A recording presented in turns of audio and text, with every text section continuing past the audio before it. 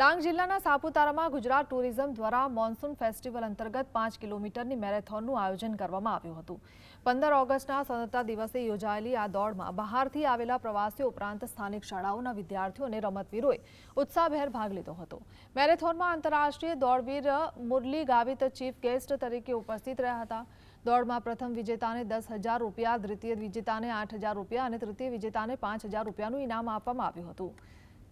Marathon દરમિયાન યુવાનો અને પ્રવાસીઓમાં ભારે ઉત્સાહ જોવા મળ્યો હતો।